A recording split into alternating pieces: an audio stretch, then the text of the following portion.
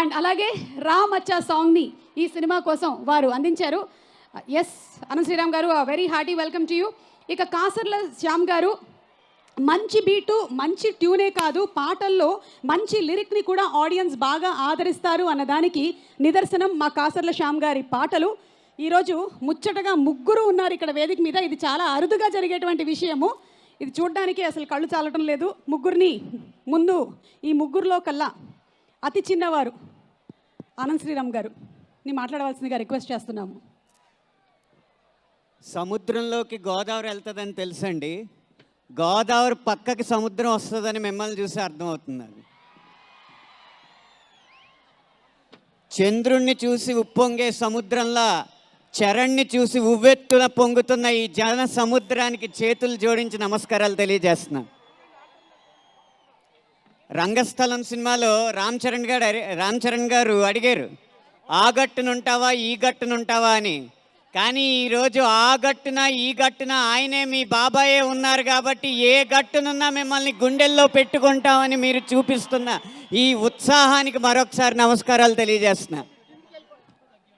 ఈ game changer pre release event రాజమండ్రిలో జరగడం అనేది చాలా సరైందని నాకు అర్థమవుతుందండి. కారణం ఏంటంటే రాష్ట్రంలోనే గేమ్ చేంజర్ అంటే రాజమండ్రి గుర్తొస్తుంది.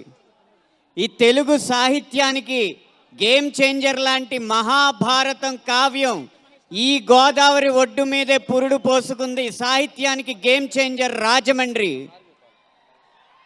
ఈ సమాజాన్ని సంస్కరించిన గేమ్ చేంజర్. కోటి లింగాలు కొట్టుకుపోయిన వీరేశలింగం ఒకడు మిగిలిన చాలు అని ఆరుద్ర గారు అన్నట్టుగా ఆ వీరేశలింగం గేమ్ చేంజర్ పుట్టిన గడ్డ ఈ రాజమండ్రి.